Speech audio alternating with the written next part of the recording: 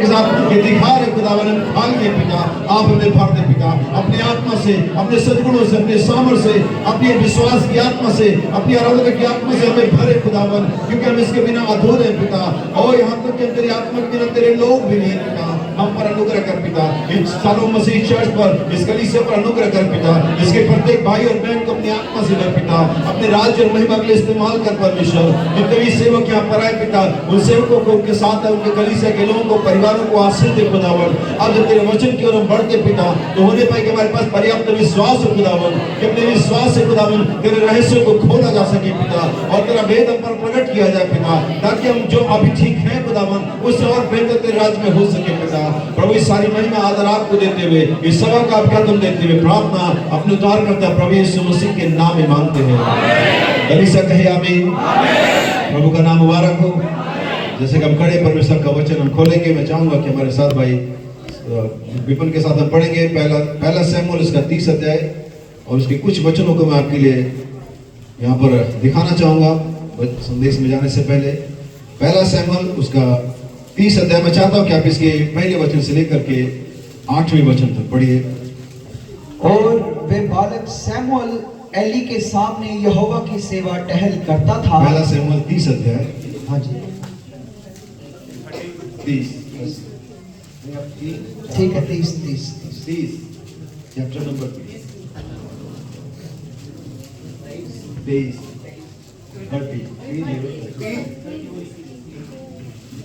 Okay, लगता मुझे थोड़ी पंजाबी सीखनी पड़ेगी। ठीक है, शुरू से पढ़ेंगे। हाँ जी, पहली 8 आयतें पढ़ेंगे। तीसरे दिन जब दाऊद अपने जनों समेत सिकलग पहुंचा, तब उन्होंने क्या देखा कि अमालेकियों ने दक्षिण देश और सिकलग पर चढ़ाई की और सिकलग को मार के फूंक दिया, और उसमें की स्त्री आदि छोटे बड़े जितने थे सबको बंधुआई में ले गए।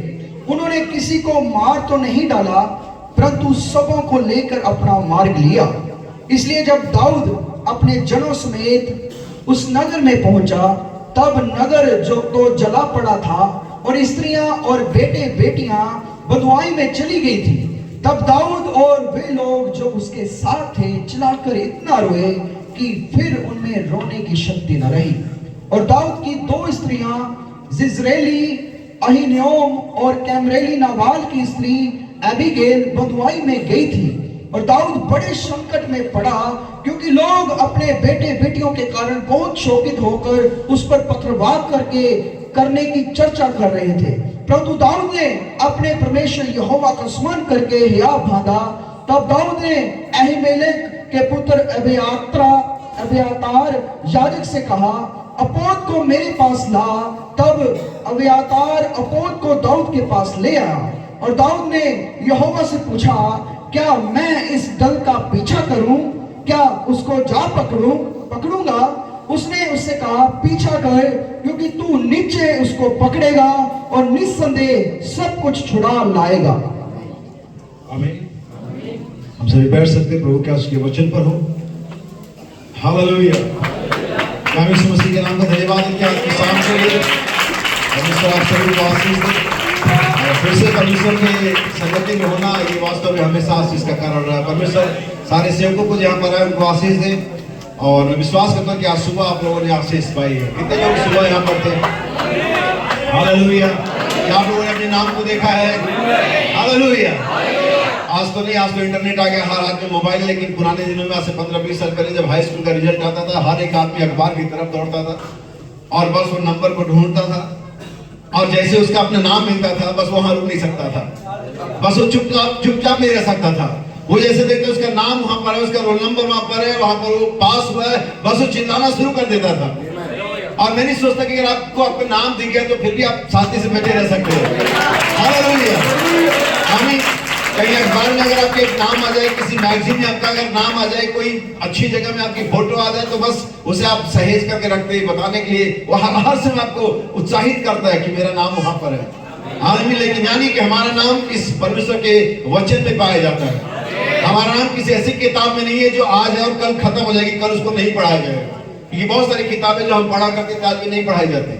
हमने बहुत सारे कॉमिक्स, बहुत सारी मैगजीन्स पढ़ी जो आज नहीं बिकती हैं, आज कोई उसको पूछता नहीं है। जिनकी आज से 20 साल पहले बहुत कीमत हुआ करती थी, बहुत चाहत हुआ करते थे, लेकिन आज वो कहीं रद्दी में बिक रही है। लेकिन आज भी ये किताब, आज भी पुरानी धन्य बाइबल आज भी उतनी ही महत्वपूर्ण है जितनी की एक कॉपी हुआ करती थी। हालेलुया। बल्कि इनफैक्ट तो आज इस अंतिम दिन में इसका और भी महत्व बढ़ गया, क्योंकि ये उन बातों की तरफ पहुंच गई जिसकी खुद इस किताब ने भविष्यवाणी करी है। तो याद रखिए कि हमारे जीवन में इस किताब से बढ़कर के कुछ नहीं है, और ये किताब और तब महत्वपूर्ण आती है जब हमें पाते कि हमारा जीवन इस किताब में है। हालेलुया। बाइबल कुलस्सियों की पत्री 3 अध्याय में कहती है मसीह जो हमारा जीवन है। आप जानते हैं मसीह ने किसको जिया है? मसीह ने आपको जिया। आमीन। अगर ये यीशु से आने से पहले उन नबियों ने, उन राजाओं ने यीशु को जिया था, तो यीशु ने आकर के आपको जिया है, और अब हमारी बारी है उसको वो लाइफ रिटर्न करने के लिए कि अब हम यीशु को जिए, क्योंकि उसने हमें पहले ही जी लिया। बाइबल कहती है हम एलिया के समान नहीं, एलिया हमारे समान था। क्या आपने सुना इसे? एलिया हमारे समान था। वहां जो कुछ आप बाइबल पढ़ते हैं वो कुछ और नहीं, वो आपकी झलकी है, वो आपका चरित्र है, वो आपका जीवन है, वो आपका एक छोटा सा पिक्चर है बाइबल में मुझे दिखाई देता है। मैं जरूर यहाँ कहीं बाइबल में पाया जाता हूँ। आपको इस एल्बम में अपने आप को ढूंढ निकालना है। जब भी आप किसी शादी में जाते हैं और शादी के आने बाद आप बाद में जाते हैं तो पूछते एल्बम बनी क्या? वो फोटो आजकल तो डिजिटल में भी देखते, लेकिन वो सारे फोटो आप स्क्रॉल तब तक करते जब तक आप नहीं दिख जाते। उसमें दूल्हा दिख गया, दुल्हन दिख गई, कार दिख गई, रिश्तेदार दिख गए, बढ़िया सूट वाला, बढ़िया साड़ी वाली दिख गई, लेकिन फिर भी आप बढ़ाते जाते हैं। आप उस फोटो को तब तक बढ़ाते जाते जब तक आप नहीं दिख जाते, और जैसे आप दिख जाते हैं आप रुक जाते हैं। एक मुस्कुराहट आती है, खुशी मिलती है। जब बाइबल को आप तब तक पढ़ें, तब तक स्टडी करें, तब तक इसके बारे में जानते रहे, ढूंढते रहे, जब तक कि इसमें आप ना दिख जाए। लेकिन प्रॉब्लम ये है कि हम इसमें दूसरे को ढूंढते हैं। वो पास्टर देखो तो कैसा कर रहा, वो बहन देखो तो कैसा कर रही है। इधर कभी अभी मीटिंग में मेरे शीशे के सामने खड़े हुए कौन दिखा? बाइबल में तुम्हें दूसरा कैसे दिखता है? ये भी तो एक आईना है, क्या ये नहीं है? ये सबसे ट्रू मिरर है, सबसे सच्चा आईना है।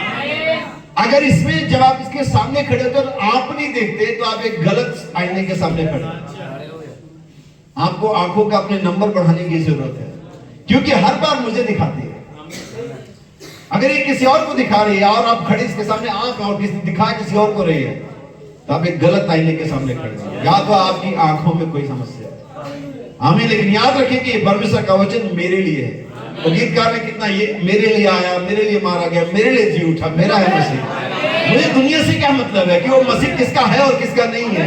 जिसका है वो जाने कुछ है और नहीं है, वो मेरा है। मेरी सारी जिम्मेदारी उसके लिए, मेरी सारी मेहनत उसके लिए है। मैं यीशु के लिए जीवित हूं। मुझे किसी से कोई मतलब नहीं कि कौन यीशु के लिए है और कौन यीशु के लिए नहीं है। आज ये मेरी जिम्मेदारी है, चर्च आज आपकी जिम्मेदारी है। इसलिए याद रखिए, हम आगे बढ़ने से पहले कुछ बातों को जरूर जानना चाहेंगे। आमीन। और आज एक छोटा सा रेफरेंस पढ़ूंगा बाइबल का, और कुछ दो कोट पढ़ूंगा, फिर मैं संदेश में जाऊंगा। मेरा संदेश है पीछा करना, किसी वस्तु को पाने के लिए यत्न करना। हम ये हमने सिकलग के बारे में दाऊद की कहानी में पढ़ा, और जब वो कहीं बाहर था तो उसके नगर को लूट लिया गया। लेकिन एक अच्छी बात जो मैंने वहां पर पढ़ी कि किसी ने किसी को जान से नहीं मारा था। चीजें लूट तो ली गई थी और उसके पत्नी बच्चे बदवाई में थे, लेकिन कोई जान से नहीं गया था। हम सताए तो जाते पर नाश नहीं होते, और एक दिन हमें छुड़ा दिया जाए। ऐसे ही आपकी सारी जायदाद, आपकी सारी संपत्ति जिसे शैतान ने लूट लिया है, वो खत्म नहीं हुई है। आपके पास आज इस शाम को, इस युग में, इस प्रतिज्ञा के वचन के द्वारा मौका है कि आप उन्हें वापस आए। कितने लोग तैयार है वापस आने? आमीन। और ये हिम्मत की बात होगी। आंसुओं में पढ़ रहा था कहीं पर, इस कठोर निर्दयी दुनिया में एक नम्र हृदय के साथ जीना ऐसा नहीं है कि डरपोकपना है, ये हिम्मत की बात है। इस कठोर दुनिया में नम्र हृदय के साथ जीने का मतलब, अरे ये लड़ नहीं रहा, डरपोक है। हिम्मत की बात है, लड़ाई को टाल देता, क्योंकि बहुत कम लोग जिसे कर पाते। हम इसको आज आप ये संदेश उनके लिए जो हिम्मत वाले हैं, जिनके पास करेज है, जिनके पास साहस है, जो परमेश्वर की किसी भी वचन को लेकर के उसमें टिक सकते हैं। मैं चाहूंगा इससे पहले संदेश में जाऊं, मैं आपके सामने कुछ बातें करना चाहता हूँ। यशायाह नबी की किताब उसका 53 अध्याय उसका 8वां वचन, book of Isaiah chapter 53 verse number 8। यहाँ सुनिएगा, हमने 53 अध्याय हमेशा पढ़ा होगा और नहीं पढ़ा तो इसे पढ़िए, ये आपके बारे में है।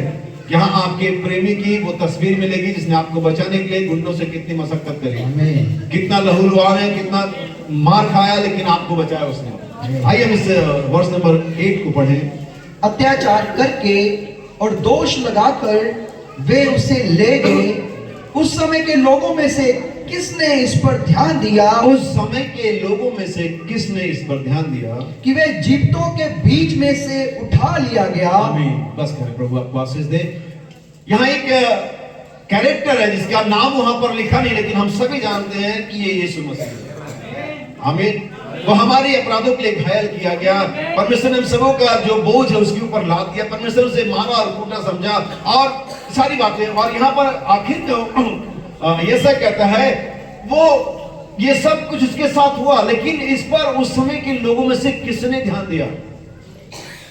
आप कल्पना करिए, जरा सोचिए इसके बारे में कि ये व्यक्ति इसके बारे में पढ़ रहे हैं, इतिहास के, चाहे वो भूतकाल का इतिहास हो, चाहे वर्तमान का समय हो, चाहे भविष्य का समय हो, सबसे महत्वपूर्ण व्यक्ति है। किसी को शक है इसमें? नहीं है तो आमीन कहके मैं कौन सा पैसे मांग रहा हूं इसमें? हालेलुया। आमीन कहने में मेरा कोई महिमा नहीं हो रहा है, लेकिन जिस वचन का मैं प्रचार कर उसका जरूर हो रहा है। और मैं उम्मीद करता हूं कि हम सभी इसी के लिए यहाँ पर आए हैं। ये व्यक्ति इसके बारे में यहाँ पर लिखा गया, ये किसी भी समय का सबसे महत्वपूर्ण व्यक्ति है। इवन ये आसमान और जमीन का सबसे महत्वपूर्ण व्यक्ति है। ये जो संत मर गए उनके लिए, जो अभी जीवित है उनके लिए, जो कभी होंगे उनके लिए, उन सभी के लिए महत्वपूर्ण व्यक्ति है। ये परमेश्वर के एंटायर प्लान का सेंटर पॉइंट है। ये वो व्यक्ति इसके बिना परमेश्वर आगे नहीं बढ़ सकते, ये वो व्यक्ति इसके बिना बच नहीं सकते, ये वो व्यक्ति इसके बिना शैतान एक्सपोज नहीं हो सकता। ये सारे समयों का सबसे महत्वपूर्ण व्यक्ति है।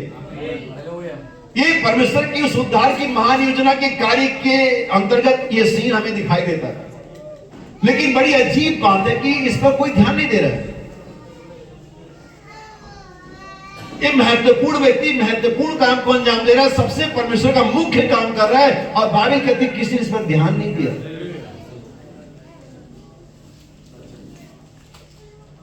क्या मुझे सुन रहे हैं? ये तो हाथ घड़ी का सन्नाटे से लग रहा है, लेकिन कोई नहीं, हम सन्नाटे को जल्दी तोड़ देंगे। हालेलुया। और ये सबसे महत्वपूर्ण व्यक्ति बाइबल कहती है किसने, उस समय के लोगों में से किसने इस पर ध्यान दिया? यानी कि ये व्यक्ति हमेशा ही ओवरलुकेड किया, ये व्यक्ति को हमेशा अनदेखा किया गया,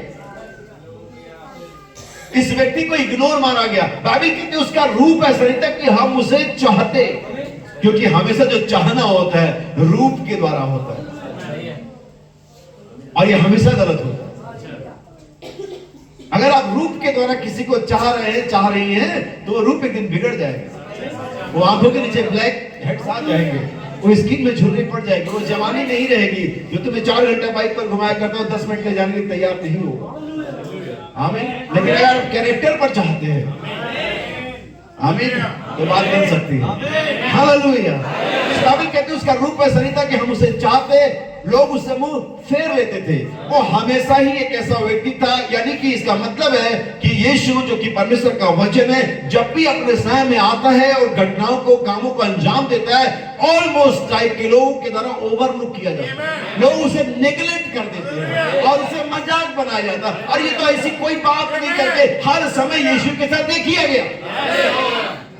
लेकिन ठीक उस समय में कुछ लोग होते हैं जो उसको देखते हैं, जो उसकी ओर निगाहें उठाते हैं, जो जानते हैं कि यही है जिससे मैं बच सकता हूं। हालेलुया। यहाँ तक कि बाइबल ये जो हमने यहाँ से 53 ये भविष्यवाणी थी, जो 712 सालों के बाद और 35 सालों के बाद इजराइल में सेम टू सेम एक्टिविटीज घटित होती है। बाइबल कहती है वो अपने घर आया, इसी के बारे में बाइबल कहती है, और उसके अपनों ने उसे ओवरलुक कर दिया, नेग्लेक्ट कर दिया, इग्नोर मार दिया। वो घटना घट रही थी, यही वो ऐसे 53 जो यरूशलेम की गलियों में जब यीशु 33.5 साल का हुआ, 30 साल का हुआ, तब यही हो रहा था वहां पर, जो ऐसे 53 में लिखा हुआ है। लेकिन लोग ओवरलुक कर रहे थे, लोग इग्नोर कर रहे थे। किस चीज को? Main event, main message, overlook. मैं अभी वो पॉइंट पाना नहीं चाह रहा हूँ, अच्छा तो नहीं, बुनियाद मजबूत हो। हमारा भाई बहन कहता कि आप किसी चीज को जो परमेश्वर ने या गवर्नमेंट ने या नेचर ने आपके सामने रखी है एज ए साइन, आप ओवरलुक नहीं कर सकते। आप बढ़ते हुए वजन को, अगर आप आकस्मिक आपका वजन बढ़ता जा रहा, आप ओवरलुक नहीं कर सकते, आप तुरंत डॉक्टर के पास जाएंगे। अगर आपकी सांसें ज्यादा चल रही है, आप ओवरलुक करिए, आप कुछ महीनों के बाद निकल लेंगे। अगर आपके शरीर में कोई तो दिक्कत, सिम्टम्स से गड़बड़ हो रहे हैं, आपकी गाड़ी आप चला रहे हैं, आप देख रहे कि चौथे गियर में इसकी 80 की स्पीड होनी चाहिए लेकिन ये 60 की नहीं जा रही है, आप ओवरलुक करके चलते रहिए, टायर फट जाएंगे। आप नहीं ओवरलुक कर सकते। आप चौराहे पर जा रहे, रेड लाइट जली हुई है, और कौन देखता रेड लाइट, जाइए चालान घर में पहुंचेगा SMS के थ्रू। आप उस रेड लाइट को ओवरलुक नहीं कर सकते। नबी कहता आप खाना खाने को ओवरलुक कर दीजिए, फिर बताइए कितने दिन के बाद आप मुझे मिलेंगे। आप बस नहीं कर सकते, इन चीजों को अनदेखा नहीं कर सकते। लेकिन याद रखिए कि मनुष्य कैसे परमेश्वर के वचन को, मुख्य संदेश को जो उसके दिन में होता है, जो उसे बचा सकता है, ओवरलुक करता चला। उन लोगों ने नूह के नाव को ओवरलुक कर दिया। आखिर में सिर्फ एक ही चीज है जो लुकिंग थी, जो दिख रही थी, और वो नूह की नाव थी। जिन लोगों ने ओवरलुक किया उनको आखिर में एक ही चीज दिखाई दे रही थी। जिन्होंने अनदेखा उसको एक ही चीज दिख रही थी, नूह की नाव, बाकी तो सब डूब गया। जिन लोगों ने मिस्र की काली रात में उस लहू के बाहर के रंगों पे लगाए, जिनको ओवरलुक किया, अनदेखा किया, उन्होंने अपने पैलेटों को फिर कभी नहीं देखा। बिली ग्राहम कहते हैं यीशु मसीह के पीछे चलना महंगा है। क्या कहता है बिली ग्राहम? यीशु मसीह के पीछे चलना कॉस्टली है, लेकिन यीशु मसीह के पीछे ना चलना और भी महंगा। पीछे चलना महंगा है, और हमने सौदा किया है, हमने बहुत सारी चीजें छोड़ी है। हमारी बहनों ने, हमारे भाइयों ने, हमने एक महंगा सौदा किया। हमने महंगा ये किया, लेकिन दुनिया बहुत महंगा सौदा कर रही है। परमेश्वर के हाथों में पड़ना बहुत महंगा है। कोशिश मत करना है, शैतान के हाथ में पड़ोगे परमेश्वर बचा लेगा, लेकिन अगर परमेश्वर के हाथ में पड़ गए तो कोई शैतान नहीं बचा पाएगा। नूह के दिनों में उस नाव को ओवरलुक करने वाले कहां गए? पानी के अंदर में। फिरौन के काली रात में, मिस्र के काली रात में लहू के द्वार के रंगों पर लगाए जाने वाले कहां गए? उनके पैर उठे मारे गए। आप बस ओवरलुक नहीं कर सकते, लेकिन इस मुख्य व्यक्ति को हम क्या कर रहे हैं? लोग क्या कर रहे हैं? किसने इस पर ध्यान दिया कि जीवितों के बीच में से उठा लिया? किसने उस व्यक्ति पर, उस महान योजना के व्यक्ति पर किसने ध्यान दिया? आज सबसे महत्वपूर्ण संदेश पर, सबसे महत्वपूर्ण व्यक्ति पर लोग क्या कर रहे हैं? ओवरलुक कर रहे हैं। हम हर तरह की आवाजों पर क्या लगा रहे हैं? कान लगा रहे हैं। हम विज्ञान की आवाज पे कान लगा रहे हैं, हम धर्म की आवाज पे कान लगा रहे हैं, हम राजनीति की आवाज पे कान लगा रहे हैं, हम सारे तरह की आवाजों पर, संस्थाओं की आवाजों पर कान लगा रहे हैं। लेकिन अगर हम कान नहीं लगा रहे तो गर्जनाओं की आवाजों पर कान नहीं लगा रहे हैं।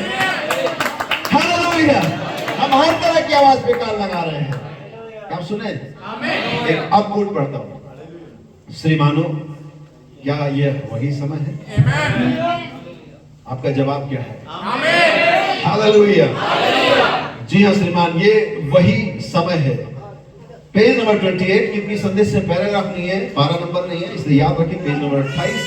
और क्या ये अजीब है कि पेज नंबर 28 पर है? बहने, मुझे माफ करना से कहने के लिए, और रिकॉर्ड है, आप 28वें दिन को ओवरलुक नहीं कर सकते। करके देखना, परेशानी होगी। मुझे कहने दीजिए, जो समझदार बहने में जानती मैं क्या कह रहा हूं। ये समय जीवन का समय हो। 28 फरवरी 1963, ये कोई इत्तेफाक नहीं था कि उस दिन वो बादल वहां पर आता, जिसे लाइफ मैगजीन ने प्रिंट आउट किया।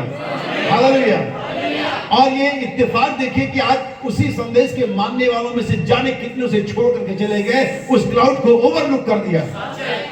लेकिन वो जो मैगजीन थी वो सिर्फ लाइफ ही नहीं थी, लुक एंड लाइफ मैगजीन में थी। एक मैगजीन दूसरी लुक करके सब मैगजीन था, उस पर भी उसे प्रिंट किया गया था। आप समझे? 28वें पेज पर है। अगर आप पढ़ेंगे योएल नबी की किताब 2 अध्याय 28 वचन, मैं अपना आत्मा बेटी और बेटियों पर, 28 है, आत्मा परमेश्वर का जीवन है। नबी क्या कहा यहाँ पर? ध्यान दीजिए, नबी ने इसमें 6 दर्शनों के बारे में बात करी, 6 सपनों के बारे में बात करी, और 7वां था जिसे इंटरप्रेट कर रहा था, जो खुद नबी था। आमीन। और यहाँ पर एक दर्शन की बात करें जो जूनियर जैक्सन ने देखा था। इवन जूनियर जैक्सन ने जिसने सपने को देखा, ये भी बाद में बैकस्लाइड हो गया। इसने भी इस बात को ओवरलुक कर दिया जो खुद उसने दर्शन देखा। आप अपनी ही बातों को ओवरलुक नहीं कर सकते। बाइबल कहते अगर हमने उन्हीं चीजों को जिन्हें हमने एक बार गिरा दिया दोबारा बनाते हैं तो अपने आप को दोषी ठहराते हैं। जो लोग संदेशों में हुआ करते थे, जिन्होंने संदेशों को छोड़ दिया, अब ये नहीं मालूम वे कहां है, क्या कर रहे हैं, लेकिन एक बात मैं तय कर सकता हूं, निश्चित हूं उनके पास जीवन नहीं है। नबी कहता है ये ऐसा नहीं है कि रैप्चर के बाद चर्चेस बंद हो जाएंगे, कलीसियां चलती रहेगी। हमें कलीसियां चलते, लोग चर्च जाते रहेंगे, प्रचारक प्रचार करता रहेगा, गीत गाए जाते रहेंगे, लेकिन होगा कुछ नहीं। लेकिन ठीक अभी समय है कि आप ध्यान करें, यह समय है कि अपने आंखों को मल लें, सुरमा लगा लें, ताकि परमेश्वर उन बातों को देखे जो परमेश्वर ठीक अभी। अब मैं यहाँ पर थोड़ा रुकता हूँ, मुझे रुकने का अनुभव हो रहा है कि मैं रुकूं यहाँ पर। आपके लिए एक वचन पढ़ना चाहूंगा, यूहन्ना का सुसमाचार। परमेश्वर अगर आपको अगुवाई दे रहा है तो आपको चीजें समझा देगा। और याद रखिए, वे पास्टर्स जो सेवक यहाँ पर मैं उनको कहना चाहूंगा, अगर आपकी सेल्फ स्टडी नहीं है, अगर आप खुद नहीं इन चीजों को समझते और ढूंढते, आप कलीसिया को कुछ दे नहीं पाएंगे। जरूरी है कि आप इन चीजों को ढूंढें। आप किसी के भरोसे यहाँ वहाँ मीटिंग अटेंड करके किसी गेस्ट प्रीचर को बार बार हर महीने बुला करके आप कलीसिया नहीं चला सकते। आप इसको ऐसा समझिए कि आपकी पत्नी बस आपके साथ रहती है और वो आपसे ही संतुष्ट होना चाहती है। आप इस तरह से इस चीज को समझिए, इसलिए आपको मेहनत करनी पड़ेगी, आपको घुटने पर जाना पड़ेगा, आपको ढूंढ ढांड करना पड़ेगा। आप बस किसी और के भरोसे अपने कलीसिया नहीं चला सकते। आमीन। मैंने इसे अपने सेवकाई के शुरुआत के दिनों में समझ लिया था। एक प्रचारक था जो मुझे चलाना चाहता था अपने अनुभव पर, अपने प्रकाशन पर, अपने पीछे। मैंने कहा ठीक है आपके साथ में चलूंगा, लेकिन मुझे खुद को भी अनुभव लेना है, मैं खुद इसे जानना चाहता हूँ। और यही कोई भी सेवक के लिए होगा। मैं चाहूंगा कि आप इसके 4 अध्याय के 7वें वचन से पढ़े। यहाँ पर सभी इस फेमस स्टोरी को जानते हैं। यहाँ पर सामरी स्त्री है, यहाँ यीशु है जो सिर्फ एक मनुष्य के तौर पर, भविष्यवक्ता के तौर पर जाता है। ये डाइवर्ट रूट पर था इस दिन। हमें आमतौर पे लोग शॉर्टकट अपनाते हैं, लेकिन इस दिन इसने एक लॉन्ग रूट अपनाया था। उससे पहले उसने एक शॉर्टकट अपनाया था जहां पर लोग नहीं आते थे। वो गरसिनियों का देश था, जहां पर कब्रिस्तान में मनुष्य रहता था। अब कब्रिस्तान में सो करके जाने का हिम्मत सभी को नहीं होता, लेकिन यीशु को था। और यहाँ लॉन्ग कट लिया यीशु ने, मुझे समरिया होकर के जाना जरूरी है। तो यीशु अपने लोगों को बचाने के लिए शॉर्टकट भी लेता है और लॉन्ग कट भी लेता है। कोई फर्क नहीं आप कहाँ है, यीशु आपके रास्ते पर आएगा। हालेलुया। कोई फर्क नहीं पड़ता कि आप कौन से देश में, कौन से समाज में, कौन से धर्म में, कौन से समय में, कौन से मौसम में, कौन से युग में, यीशु आप तक पहुंचेगा जरूर। हालेलुया। वो आप तक पहुंच चुका है। मैं सोचता हूँ कि यहाँ पर है। ध्यान सुनिएगा इस रेफरेंस को। इतने में एक सामरी स्त्री जल भरने को आई। यीशु ने उससे कहा, यीशु ने उस सामरी स्त्री से कहा, मुझे पानी पिला, क्योंकि उसके चेले तो नगर में भोजन मोल लेने को गए थे। उस सामरी स्त्री ने उससे कहा, तू यहूदी होकर मुझ सामरी स्त्री से पानी क्यों मांगता है? क्योंकि यहूदी सामरी के साथ को किसी प्रकार का व्यवहार नहीं रखते थे। देखिए यहाँ पर ध्यान देंगे तो ये टाइमिंग अगर आप जानेंगे तो यरूशलेम के अंदर में आराधना के 2 स्थान हुआ करते थे, एक यरूशलेम के अंदर और एक यरूशलेम से बाहर। यरूशलेम के अंदर यहूदी लोग वर्शिप किया करते थे, यरूशलेम के बाहर जो वर्शिप करते थे वो सामरी लोग करते थे। इसीलिए उसने कहा ये यरूशलेम में आराधना करना जरूरी है। अगर आप आगे जाकर के पढ़ें तो वहां पर चीजें मिल जाएंगी आपको। तो यहाँ पर कुएं पर पानी भरने का भी टाइमिंग था। हमारे जमाने में जिस समाज से, इस घर से मैं हूँ, जिस जाति से मैं पीछे था, वहां पर एक समय हुआ करता था। अलग गांव, अलग जाति के लोगों का अलग गांव होता था। हमारा कोई लेन देन नहीं था, हमारे कोई रास्ते उस गांव से होकर के नहीं जाते थे। और नहीं भी लोग हमारे सामने कुर्सी पर या चारपाई पे बैठ सकते थे। ये सब हम अपने गांव ऐसे ही यहाँ पर था। यहूदियों को पानी भरने के लिए अलग समय होता था, उसके बाद जब वो समय हो जाता तब सामरी आते थे। और यीशु उस समय गया था जब उसका समय था, जब सामरी आते। यीशु पहले ही वहां पर था। यीशु ने जब कहा जहां मेरे नाम से 2 या 3 होंगे आएंगे, मैं वहां होऊंगा, वो वहां आएगा नहीं। इसलिए जब याद रखिए, आप समय के बाद चर्च आते हैं तो आपको यीशु मसीह बड़े प्यार से नहीं देखेगा। वो कह रहा मैं पहले आ गया, तुम इतनी लेट से आते हो। आमीन। बाइबल में लिखा हुआ है यीशु मसीह जब तीनों मरियम बड़े तड़के, उनको लगता हम बहुत जल्दी जा रहे हैं, उनको लगा हम बहुत जल्दी जा रहे हैं। कि यीशु के जी उठने से पहले पहुंच जाएगा और पता चले यीशु पहले जी उठा है। अरे तुम चर्च में नहीं पहुंच पाते हो, जी को उठ चुका। आमीन। सो यीशु वहां पर पहले से पहले उपलब्ध था। तो उस टाइम में यीशु गया कि जब सामरियों का आने का समय था, और यीशु जब वहां पर बैठा है, सामरी आती है और उसने कहा मुझे पानी पिला। उसने कहा तू यहूदी होकर के मुझसे पानी क्यों मांगता है? यहूदियों में और सामरियों में कोई चलन नहीं था ऐसा। तब यीशु आगे क्या कहता है, इसको ध्यान से सुनिए। यीशु ने उत्तर दिया, यदि तू परमेश्वर के वरदान को पहली जानती, चीज जो आप पहली बार शायद सुन और पढ़, अगर मैंने पहले ना बताया हो, यकीन करता किसी ने नहीं शायद बताया होगा। और हमेशा हम सोचते हैं कि यीशु का अगर तुम मुझे जानती, हमने हमेशा यही सुना है, हमारे दिमाग में यही प्रिंट हुआ कि अगर तुम मुझे जानती हो। अगर तुम, किसी ने आपको बताया वहां वरदान में लिखा हुआ है। आप यीशु को परमेश्वर के वरदान के बिना नहीं जान सकते। मैंने एक बड़ा स्टेटमेंट दिया, यीशु मसीह को किसी वरदान के बिना आप नहीं जान सकते। आगे बढ़ने से पहले एक एग्जांपल देता हूं। एक दिन यीशु मसीह किसी, जहां वो अंधा बरतुल्मै था, उस नगर में आया। और ये अंधा तो वो अंधा ही था, हम सब जानते हैं, अंधा बरतुल्मै करके लिखा हुआ है। और शोर होने लगा, शोर बढ़ने लगा। और उसने, अंधे ने पूछा ये कौन है, कौन आया है, क्या ये किस बात का शोर है? और जो आंखें वाले थे उन्होंने कहा यीशु आया है। अंधा बरतुल्मै यीशु को नहीं देख सकता था, लेकिन वहां पर कुछ थे जिनके पास आंखें थी, जो उस अंधे को ये बता सकते थे ये शोर यीशु के बाबत है, ये शोर यीशु के लिए, ये यीशु आ रहा है। अब जान लीजिए कि वरदान जो है, वो जो परमेश्वर की आंख है, जो परमेश्वर का वरदान है, हम जो यीशु को नहीं देख पा रहे, तो यहाँ है और नहीं है, वो आंख, वो वरदान इसीलिए यहाँ पर है ताकि आपको बताए यहाँ यीशु उपलब्ध है, यहाँ स्वर्ग का परमेश्वर उपस्थित है। हम ये बताने के लिए यीशु यहाँ है। मेरी मिनिस्ट्री क्या है, वो इस बात की है कि मैं प्रमाणित करूं कि वो यहाँ है।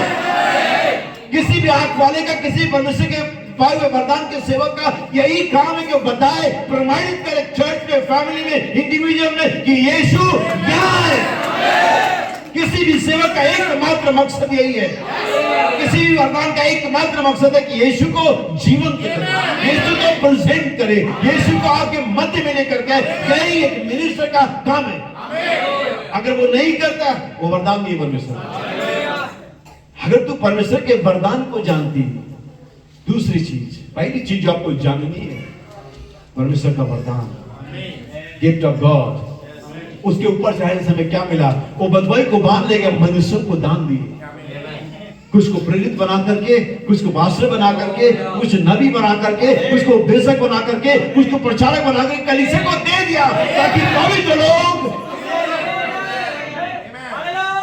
लोग इसका इनकार करते हैं। लोग कहते हैं ये क्या बात है, वे यीशु को जानते हैं, वरदान को नहीं जानते। और रही बात यीशु को, तो वो दुष्टात्मा से भरा व्यक्ति भी जानता है, लेकिन ये वरदान यीशु को आपके सामने लेकर, आमीन। निकोदेमस ये जान गया था उस दिन कि परमेश्वर का वरदान इस व्यक्ति यीशु में काम कर रहा है, परमेश्वर का वरदान इस व्यक्ति यीशु में। और जिन लोगों ने भी चीज को जान लिया उस दिन में, जब यीशु जमीन पर था, देह में था, उनके सामने परमेश्वर प्रकट हो गया, क्योंकि यीशु ने संसार को परमेश्वर को प्रेजेंट किया। यीशु संसार के लिए कोई अकीदा लेकर के, कोई नियम कानून लेकर के नहीं, यीशु संसार के लिए परमेश्वर लेकर के आया। उसने तुम्हारा हाथ परमेश्वर के हाथ में मिलाया, वो संबंध को जो आदम में विच्छेद हो गया था, उसको यीशु ने फिर से रिकंटिन्यू कर दिया। हम फिर से परमेश्वर के पास जा सकते, हम परमेश्वर से बातें कर सकते, परमेश्वर से हमारे बातचीत हो सकती है, उस जीवन को फिर से खींच सकते। तो यदि तू परमेश्वर के वरदान को जानती और उसके बाद यह भी जानते कि मैं कौन हूं जो तुझसे बातें कर रहा है, तो तुम मुझसे मांगती और मैं तुझे जीवन का जल देता।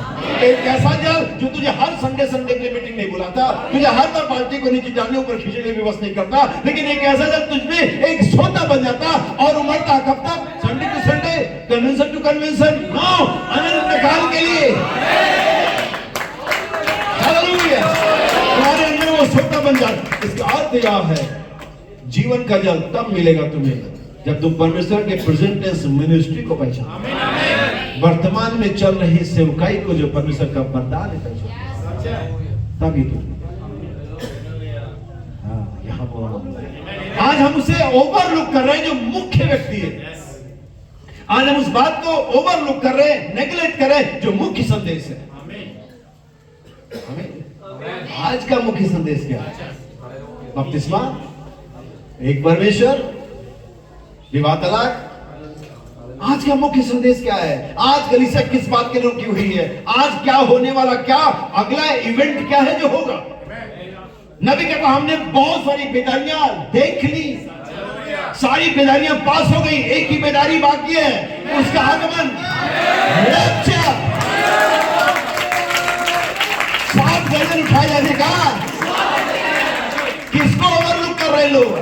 मुख्य संदेश को। किसको नजरअंदाज कर रहे? मुख्य आवाज को। और सारी बातों पर बात करेंगे, सारे विषय पर प्रचार करेंगे। अगर वो कुछ नेगलेक्ट करेंगे, अगर वो कुछ रिजेक्ट करेंगे, अगर वो कुछ इग्नोर मानेंगे, साइलेंट थंडर। नबी ने किस बारे में बात करी? अंतिम संदेश, अंतिम इवेंट क्या है? सुनिए ध्यान से। अब मैं कोट पर, अभी मैंने बाइबल को पढ़ा, मैं कोट पढ़ रहा हूं। जूनियर जैक्सन का सपना है। इसके बाद उन्होंने बताया, इसके बाद आपके हाथ में एक कुदाली या संबल जैसी कोई चीज नुकीली पकड़ी थी।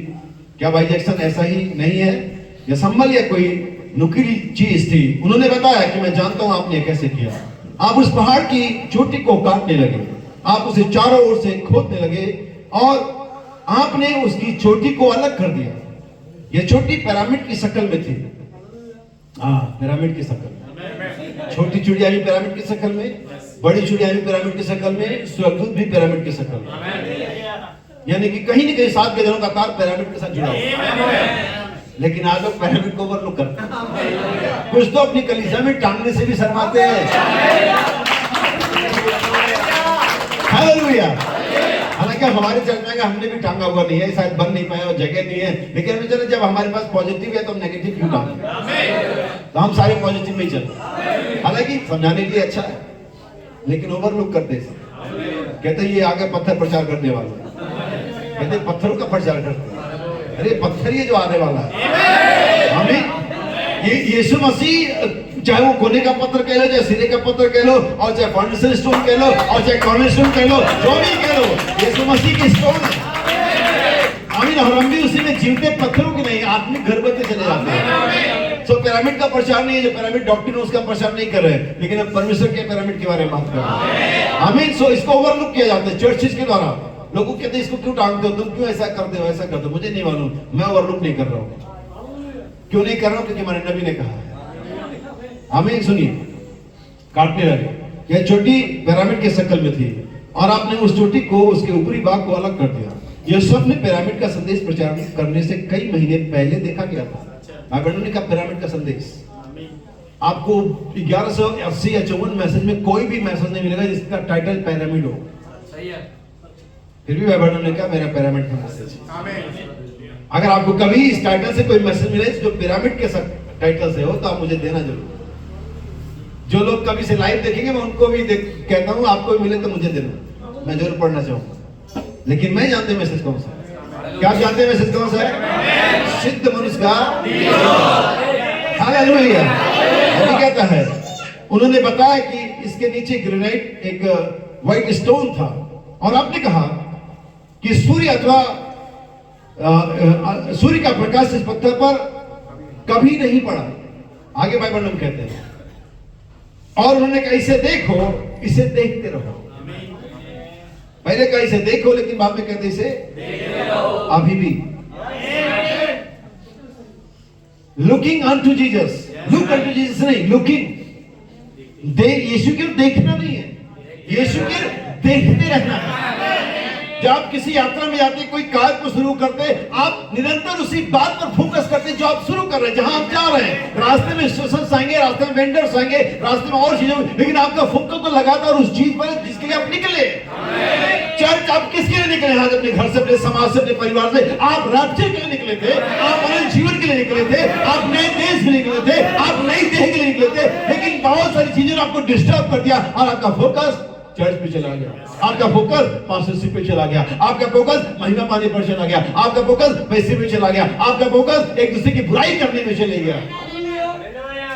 हमने अपना फोकस खो दिया, हमने उसे जो मुख्य बात थी अनदेखा कर दिया। आमीन।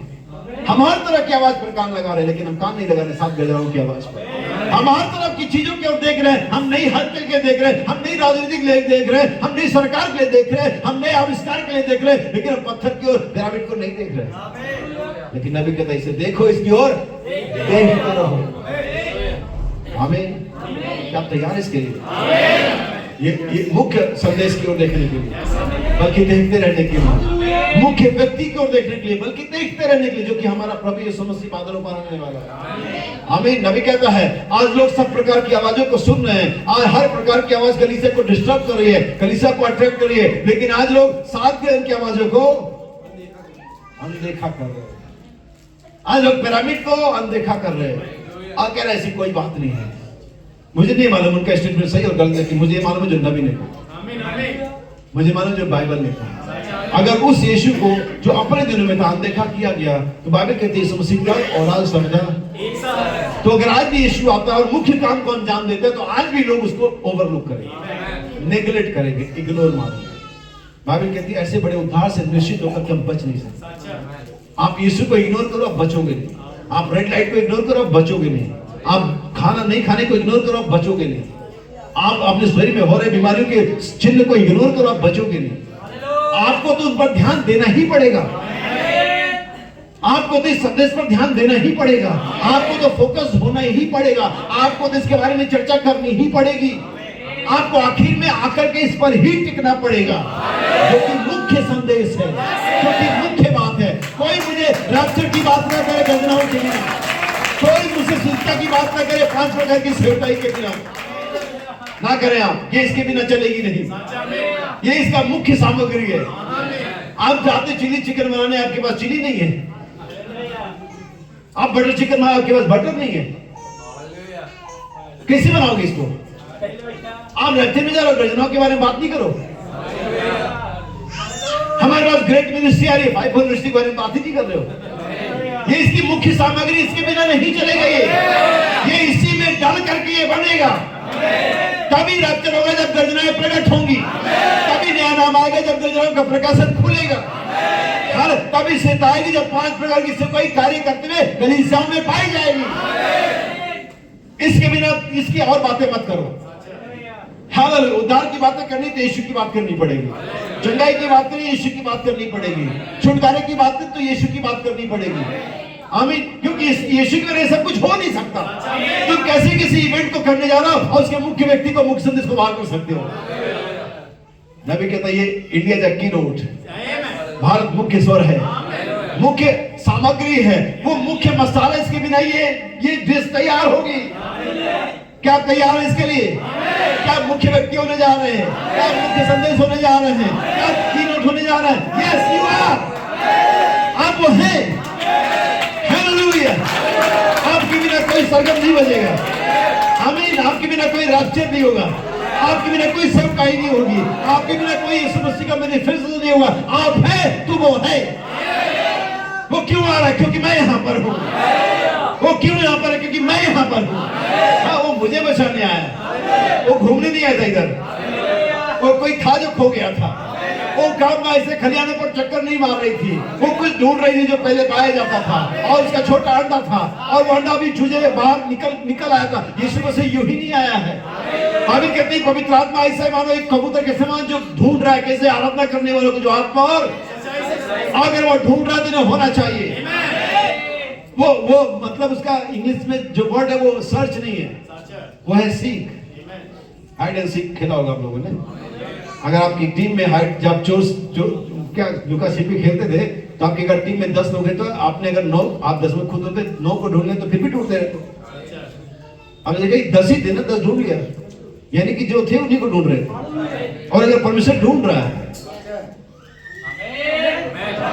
हालेलुया, तो वो ये नहीं देख रहा कि क्या आप बचेंगे। बहन आप बचने से आ रही है, भाई आप बचने से आ रहे हैं, बचने नहीं। उसके बाद नंबर है, उसके बाद नाम है, उसके बाद चित्र है, उसके बाद सब कुछ है जो आपको प्रॉपर जानता है। आप जो लुका छिपी खेल रहे हैं, उनसे ढूंढ रहे हैं, जो आप जानते नहीं से ढूंढ रहा था।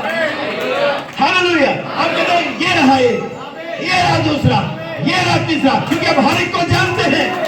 जब परमेश्वर का आत्मा नीचे आता है, जब परमेश्वर ढूंढना शुरू करता है, जब यीशु आया, उन्होंने कहा यहाँ एक रहा, ये दो रहा, ये तीन रहा, ये वो था जिसका नाम किताब में पहले से लिखा हुआ था।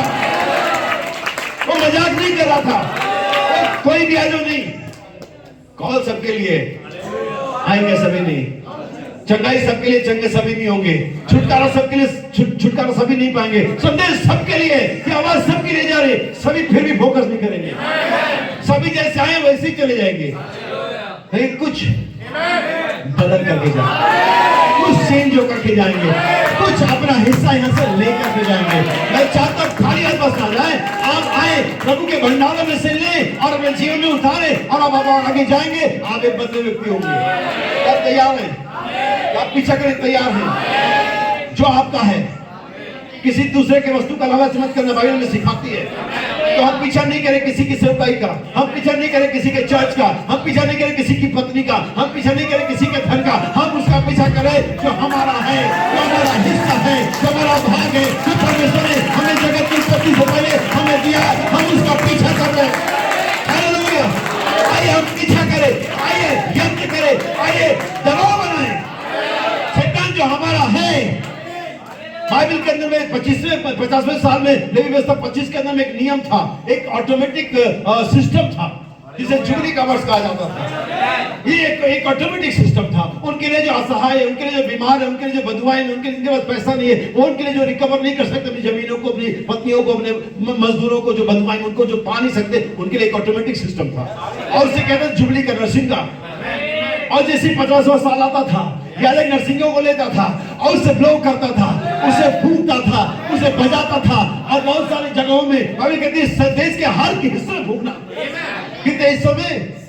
सिर्फ शहर में नहीं, सिर्फ मेट्रो सिटीज में नहीं, गांव में चले जाना, पहाड़ों पर चले जाना, मलिन बस्तियों में चले जाना, अनपढ़ों के पास चले जाना, देश के हर हिस्से फूंकना।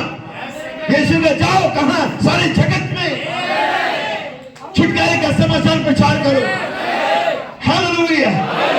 और अगर वो दुबली के नरसिंह का जब फूंका जाता था, जब भी कोई बीमार, कोई बंधुआ जो सर पे टोकरा लेके चल रहा है, किसी की पत्नी किसी घर में बर्तन धो रही है, वो बंधुआई में उसका बेटा कहीं हल चला रहा है, वगैरह वगैरह, लेकिन जैसे आवाज आती कानों में, हालेलुया! नबी कहते हैं ऑटोमेटिक सिस्टम। परमेश्वर ने अपने हर एक बंधुओं के लिए, मजदूरों के लिए, अपने बच्चों के लिए जिनके पास कोई आसरा नहीं है, जो परमेश्वर के सिस्टम पर अवलंबित कर रहे हैं, जो अपने आप से छूट नहीं सकते, वो इस परमेश्वर के सिस्टम का इंतजार कर रहे हैं। आज ऐसे नरसिंह का शब्द उनके कानों में आता है और जाहिर सी बात अगर उनके कानों में आएगा तो मालिक के कानों में भी आएगा। हालेलुया! और अपने टोकरे नीचे रखते हैं, वो हल चलाते चलाते हल चलाना छोड़ देता है। शायद अभी ढेर सारे बर्तन नहीं गए, लेकिन वाइफ कहती है जो बर्तन धो रही है, मैडम बाय बाय। हालेलुया! और तुम जान नहीं सकती बहुत सारे बर्तन अभी रखे हुए हैं। मैम क्या आपको कुछ सुनाई आ रहा है? क्या आप इस ध्वनि को पहचानती हैं? क्या आपको जुबली का नरसिंह का सुनाई आ रहा है? ये मेरे छुटकारे का शब्द है।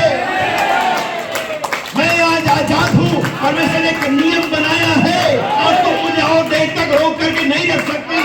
मालिक और देर करके रोक नहीं सकता। वो थोड़ा लेकर के पीछे आता है, कहता बाय बाय, मैं आजाद हूँ। परमेश्वर ने एक सिस्टम बनाया है। परमेश्वर ने एक आवाज को भेजा है, साथ में दूसरे शब्द को भेजा है, को भेजा है। हमने आवाज सुना, पुराना चर्च बाय बाय, पुराना समाज बाय बाय, पुराना पेंटिंग बाय बाय, पुरानी चोरी बाय बाय। शैतान कहता तू कहां जा रहा है? Bye bye. हमने शब्द को, आवाज मेरे कानों में गई है, जिस दिन का शब्द सुनो आजाद हो सकते हो। क्या आजादी चाहते हैं? मुझे वो चाहिए जो मेरा है। आज मैं आपको आपकी जायदाद की डिटेल्स दे रहा हूं। मेरी जायदाद की नहीं, मेरी मैं लूंगा और आपको लेने भी नहीं दूंगा, लेकिन मैं आज शाम को आपकी जायदाद का डिटेल देने जा रहा हूं। कितना चाहते हैं? बाइबल वापस चले और इस डिटेल को पहले समझ लें जो यहाँ दाऊद के दिनों में हुआ। और क्या ही महान डेविड मिनिस्ट्री फिर से आनी है। छोटा दाऊद ज्ञानी है। डेविड मिनिस्ट्री जानते क्या है? और सारी मिनिस्ट्री भी बाइबल का है। मूसा की मिनिस्ट्री है, अब्राहम की मिनिस्ट्री है, बहुत सारे नबियों की मिनिस्ट्री है, लेकिन डेविड मिनिस्ट्री ही क्यों? जिससे विश्वास की बात है, अब्राहम की प्रतिज्ञा सब पर उंगली, अब्राहम की आशीष सबको क्यों मिलेगी? जैसे मैं हमेशा बताता हूं, मूसा को कम आशीष मिले थे, तो मूसा की आशीष दे दी जाती है हमें? नहीं दी गई। नूह की आशीष नहीं दी गई, डैनियल की, यूसुफ की आशीष हमें अब्राहम की आशीष दी गई। तो ये जो मिनिस्ट्री आ रही है ये डेविड की है। इसका कारण अब्राहम की आशीष क्यों देगी? क्योंकि अब्राहम की आशीष बिना शर्त की, मूसा की बिना शर्त की नहीं है, आदम की बिना शर्त की नहीं है, किसी की शर्त की बिना नहीं। अब्राहम वाली आशीष अनकंडीशनल, परमेश्वर की अपनी मर्जी से परमेश्वर ने अब्राहम को ब्लेस किया। अब्राहम तू कुछ भी है, तू कुछ भी कर ले, झूठ बोले, डर जा, जो चाहे कर ले, मैं ब्लेस करने जा रहा हूं। Unconditional commitment. इसलिए आपको जो आशीष मिली है उसमें कोई वाचा नहीं, कोई शर्त नहीं। और जब एक दिन आप परमेश्वर के प्रेम को जान जाते हैं तो परमेश्वर को जंजीरों से नहीं बांधता। कहते हैं एक प्रेम की जंजीर भी होती है। Bind us together Lord, bind us together Lord. उस प्रेम में प्रभु में बांध, जो प्रेम परमेश्वर का है। प्रेम की बेड़ी को से बंधे गए परमेश्वर के राजदूत है। सुनिए, पहली ऐसी पढ़े। तीसरे दिन जब दाऊद अपने, ये कौन सा दिन है? तीसरा। आओ हम यहोवा की ओर फिरे। 2 दिन के बाद हमने तीसरे दिन जिला उठाया। यीशु मसीह कौन सा दिन जी उठा था? आमीन। ये कौन सा दिन है? 1000 साल, एक दिन 1000 साल। हम तीसरे दिन में है। आप बहुत जल्दी छूटने वाले। आमीन। आपके लिए गुड न्यूज है, आपका छुटकारा निकट है। सुनिए, तीसरे दिन जब दाऊद अपने जनों समेत सिकलग पहुंचा, तब उन्होंने क्या देखा कि अमालेकियों ने दक्षिण देश और सिकलग पर चढ़ाई की और सिकलग को मारकर फूंक दिया, और उसमें की स्त्री आदि छोटे बड़े जितने थे सबको बंधुआई में ले गए। सबको बंधुआई में ले गए। उन्होंने किसी को मारा तो नहीं। ये स्टोरी बहुत ही यूनिक है और बिल्कुल मैच करती है आज के इस दिन से। ये परमेश्वर के लोग हैं, आमीन, जिन्हें अमालेक की, जो हमेशा अविश्वास को रिप्रेजेंट करते हैं। उस अविश्वास के द्वारा, उन संसारिक बातों के द्वारा हमारी सारी आशीषें लूट ली है। हम जिंदा तो हैं लेकिन किसी काम के नहीं, जैसे वे जिंदा थे लेकिन किसी काम के नहीं। ऐसे ही आज भी है, वैसे तब था। और सुनिए आगे, परंतु सबों को लेकर अपना मार्ग लिया। इसलिए जब दाऊद अपने जनों समेत उस नगर में पहुंचा, तब नगर तो जला पड़ा था और स्त्रियां और बेटे बेटियां बंधुआई में चली गई थी। तब दाऊद और वे लोग जो उसके साथ थे चिल्लाकर इतना रोए कि फिर उनमें रोने की शक्ति न रही। और दाऊद की 2 स्त्रियां जिज्रेली, अहीनोम और कैमरेली, नाबाल की स्त्री अबीगैल बंधुआई में गई थी। यहाँ पर 2 पत्नियां इसकी, और यही यीशु मसीह के साथ। उसके बाद भी 2 पत्नियां, एक इजराइल और एक अन्यजाति। और वो एक ही तरीके से दोनों को रिकवर करेगा, जैसे नाओमी और रूथ दोनों को एक साथ छुड़ाएगा। हमें ऐसे ही आज होने जा रहा है। लेकिन देखिए कि इसके लिए कि वो हमें छुड़ाए, उसको आना पड़ेगा वापस। और तब फिर वो वापस आया, फिर कहता है आगे, और दाऊद बड़े संकट में पड़ा, क्योंकि लोग अपने बेटे बेटियों के कारण बहुत शोकित होकर उस पर पथरवाह करने की चर्चा कर रहे थे, जैसे मानो दाऊद ने ही गड़बड़ी करी। परंतु दाऊद ने अपने परमेश्वर यहोवा को स्मरण करके ही देखिए, यही होता है जब आपके घर में परेशानियां आती है, बीमारियां आती हैं, बच्चे बिगड़ जाते हैं, तो लोग अक्सर किसी न किसी पर दोष डाल देते हैं, पादरी को पकड़ देते हैं। अरे आप कमजोर थे, आपने लड़ाई नहीं करी, दाऊद तो था ही नहीं। आप आज मजे की बात यह है कि दाऊद के खुद के भी गायब हो गए। तो ये तो सोच देते कम से कम, पास्टर भी इंसान ही होता है। वो कोई ऐसा 4 हाथ वाला व्यक्ति नहीं है कि वो बिल्कुल परफेक्ट हो, एकदम उसको सही होना है। तुम जिसको पत्रवाह करने सोच रहे हो, उसकी पत्नी उसके बच्चे भी गए हुए भाई, लेकिन लोगों का उनको अपना पत्रवाह करो, इसे इसी के चक्कर में गया हो। कोई ये नहीं सोच रहा उसकी भी गए हुए, सब अपना सोचते हम कमजोर है। आप तो पास्टर थे, मेरे 4 हाथ थोड़ी थे। हमें सुनिए, तब दाऊद ने अहीमेलेक के पुत्र अब्यातार याजक से कहा। अब देखिए यहाँ पर इतनी बड़ी घटना घटी है, दाऊद कितना परेशान होगा, उसकी खुद की पत्नी बच्चे वहां पर गए हुए बंधुआई में, वो किस प्रकार की मनोदशा में, क्या कंडीशन होगी। लेकिन इसके बावजूद दाऊद ने जो सबसे पहला काम किया, एपोद खोला। और उस दिन का एपोद आज की बाइबल है, आज का मैसेज है, क्योंकि आपकी जायदाद की डिटेल्स परमेश्वर की विल, परमेश्वर की मर्जी यहां पर अंकित है। उसने कहा एलिमेलेक से कहा एबोद खोला। बिना परमेश्वर की मर्जी से, बिना परमेश्वर के सलाह से हम कोई कदम नहीं उठाएंगे। हमारे हर एक काम करने से पहले हमें परमेश्वर के साथ एक कन्फर्मेशन, एक कॉन्फ्रेंस, एक बातचीत करनी ही चाहिए, और तभी आपको सही सलाह मिलेगी, तभी आपको सही मार्गदर्शन मिलेगा। लेकिन हम चले जाते हैं और काम बिगड़ जाता है, फिर चर्च में आते हैं, पास्टर जी ऐसा हो गया। पास्टर लोगों, जब भी कोई ऐसा वाक्य आपके पास आए, उसको पूछना, जाने से पहले मुझसे पूछा था। चर्च को पूछ लेना, क्योंकि चर्च बहुत पूछता हमसे भी। बाउंस बैक करो, पीछे पूछो उनको, आपने बताया था हमें जाने से पहले, प्रार्थना करवाई थी आपने, सलाह लिया था आपने, उनको पूछो। हमें अजीब लग रहा होगा, लेकिन सच्चाई यही है। अब चूंकि मेरे चर्च में मैं ऐसे नहीं बोल सकता, और यहाँ का, इसलिए मैं यहाँ बोल रहा हूँ। और आदमी जानता है एक दूसरे की बातें। खैर ये ऑन रिकॉर्ड है, शायद हमारे चर्च वाली बात में सुनेंगे। सुनिए, अब्यातार अफोद को दाऊद के पास ले आया, और दाऊद ने यहोवा से पूछा, क्या मैं इस दल का पीछा करूं? क्या मैं इस दल का, अमालेकियों के उस ग्रुप का क्या मैं पीछा करूं? इंग्लिश में लिखा है परस्यू।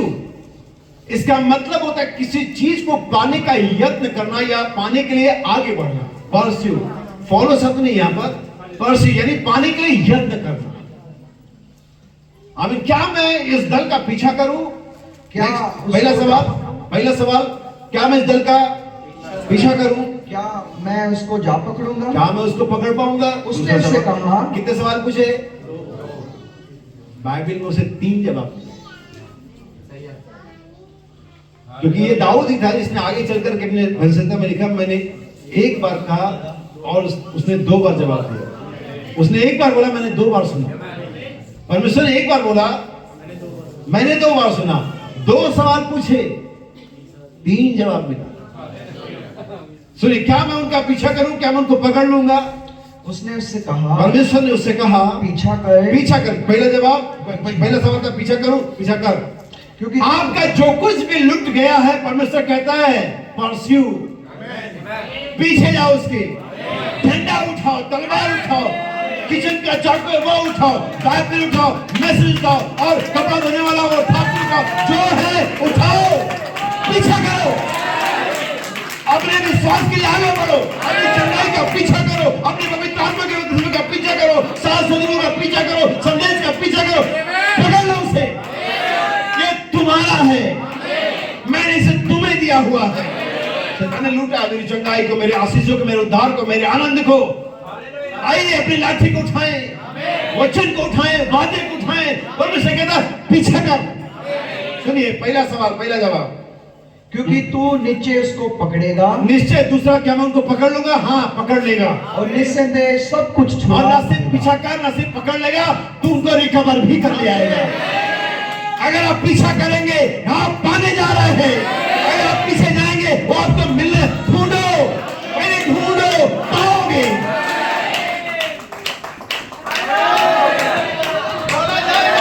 हालेलुया।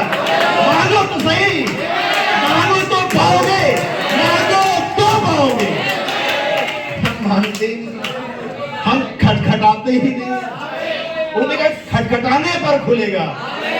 तो दुआ कर, प्रभु शायद खोल दे। खटखटाना पड़ेगा,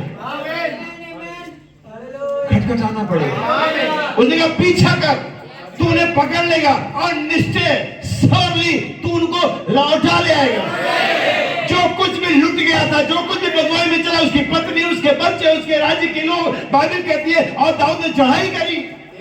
परमेश्वर ने उनके लोगों में से एक लोग इधर मिला दिया, और वो उसे वापस लौटा। बाइबल कहती है दाऊद की लूट कही गई। तो सब दाऊद की रिकवरी थी, दाऊद की रिवाइवल थी, क्या नहीं थी?